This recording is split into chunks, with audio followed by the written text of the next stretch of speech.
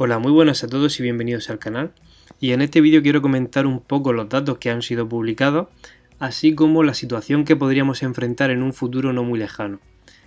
Por el lado de los datos económicos recientes, vemos que muestran un deterioro histórico que podrían traducirse en un PIB de un -10, -15% en la primera parte de este año. Como vemos en la zona euro, el PMI de industrial cae a cotas vistas durante la crisis del 2008 y el PMI de servicios cae a cotas que nunca antes habíamos visto. Por el lado de Estados Unidos, vemos como los PMI de manufactura y servicios caen a su mínimo histórico. Por otro lado, 4.427.000 personas solicitaron las prestaciones por desempleo la semana pasada y ya ascienden a más de 26 millones en las últimas 5 semanas. Como podemos ver en esta web, la calificación crediticia de Italia se encuentra en el escalón más bajo de Investment Grade. Aquí lo tenemos, Baa3, estable, y aquí tenemos la tabla de los tipos de calificaciones que tenemos. Vemos que Italia se encuentra aquí, justo en el último tramo que ya pasaría a ser grado de inversión especulativo. Y para añadir más tensión al asunto, S&P Global Rating revisará la calificación de Italia este viernes y Moody's la revisará en mayo, por lo que existe un alto riesgo de que Italia pierda su calificación de Investment Grade y pase a ser de grado especulativo, lo que complicaría mucho su capacidad de financiación debido a que en este tipo de deuda emitida tienden a ser muy difíciles de colocar en el mercado, ya que para que alguien esté dispuesto a financiarte, asumiendo el riesgo que ofreces, deberías ofrecer también una altísima rentabilidad y como vemos en este gráfico, el apetito por este tipo de bonos está disminuyendo significativamente. Como veis, se disparan en rentabilidad para ser más atractivos para el mercado, lo que quiere decir que no hay demasiada apetencia por este tipo de productos. Por eso, el Banco Central Europeo ha tomado medidas. Como vemos en este titular, el BCE se adelanta y pretende evitar que en el caso de que la deuda de Italia se recalificara especulativa, pueda comprarlo y aliviar así esta crisis que está por venir. Estamos viendo cómo el Banco Central Europeo se está convirtiendo en el comprador de aquellos productos financieros que nadie quiere y que en otras circunstancias provocarían un credit crunch, como ya comentábamos anteriormente en otros vídeos y que ya vimos en el 2008. Y ante el riesgo que existe de que esto suceda, los bancos centrales van a comprar lo que haga falta. El balance del Banco Central Europeo ya alcanza los 5,2 trillones de euros, que supone el 44,4% del PIB total de la zona euro. Por su parte, la Fed alcanza el 29% del PIB estadounidense y el Banco Central de Japón tiene el 111% del PIB japonés.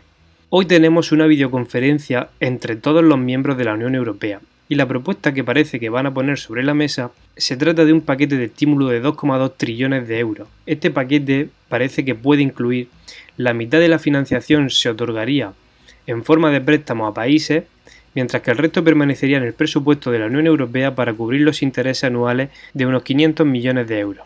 300.000 millones irían destinados a un fondo de recuperación temporal, un mecanismo de recuperación y resiliencia de 200.000 millones de euros, 50.000 millones de euros en fondos de cohesión serán reutilizados y cargados por adelantado en 2021 y 2022, dos fondos de 200.000 millones de euros para proteger a los mercados internos de la Unión Europea y como vemos están generando una cantidad de dinero de la nada y se está usando para salvar toda la economía, desde gobiernos, pasando por compañías y hasta ciudadanos.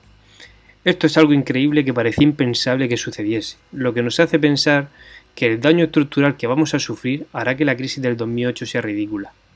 Toda esta cantidad de deuda que estamos viendo supondrá en mi opinión un grave problema a largo plazo, ya que no hay que olvidar que la deuda que asumimos son rendimientos futuros que nos traemos al presente, lo que repercutirá en una caída brutal de nuestra capacidad de crecimiento económico. ¿Cómo podemos contrastar esto? Antes hemos comentado que Japón tenía una deuda brutal sobre el PIB. Bien, pues hagamos un breve análisis de la situación de Japón. Como vemos en estos gráficos, y para darle una explicación breve, vemos como en el año 89 Japón crecía a doble dígito y se vivió una gran burbuja en todas las facetas de la economía. En esta época recordamos que el sentimiento era que Japón sería la economía que adelantaría a los Estados Unidos y sería la primera potencia del mundo. Bueno, pues tras explotar la crisis, Japón comenzó a asumir una deuda brutal y no ha parado de crecer esta deuda a día de hoy, como vemos ahí. A partir de ahí, apreciamos que lo primero que ocurrió fue un desplome y entrada en recesión de su crecimiento, y a partir de ahí, aunque encontramos algunos rebotes de crecimiento al entorno del 4%, que son muy normales después de caídas tan bruscas, ¿cuál es la realidad a día de hoy? Que Japón desde el año de 2008 en adelante ha vivido 6 recesiones, como podemos ver en la gráfica, en la última década, y crecimientos paupérrimos, contrayéndose constantemente la tasa de crecimiento y luchando por evitar la deflación. La deuda masiva que ha emitido y sigue emitiendo mantiene a su economía de esta manera tan inestable y pendiente de un hilo, mientras sus bolsas, que vieron sus máximos en el año 89, cotizan a día de hoy con una caída del 50% desde máximo. Y eso que no se encuentran en su peor momento, como podemos ver en la gráfica. Como conclusión, podemos ver que la deuda nos conduce a un crecimiento ridículo, con muchos casos de recesión y presiones deflacionistas sin crecimiento en los mercados. Pero ahora bien, el riesgo que esto supone a largo plazo, a día de hoy, además de llegar a esta situación que hemos comentado antes, nada saludable para ninguna economía, es que toda esta inyección de liquidez pueda producir inflación. Una inflación sobre una economía terriblemente endeudada. Si la inflación comienza a subir, los bancos centrales deberían empezar a subir los tipos de interés. Imaginaos qué situación es la que se presentaría si de repente el coste de financiación aumentase, con gobiernos tremendamente endeudados, con empresas tremendamente endeudadas y ciudadanos con altas cargas en préstamos que habrán adquirido para compensar la situación de menos ingresos que estamos viviendo. Imaginaos qué pasaría si de repente suben sus intereses.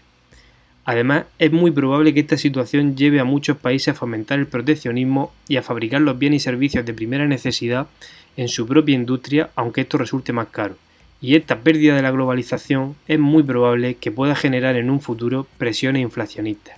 A esto podemos añadir la brecha de riqueza que este tipo de estímulos que estamos viendo desde el año 2008 está generando en la sociedad. Pero esto lo dejaremos para otro vídeo.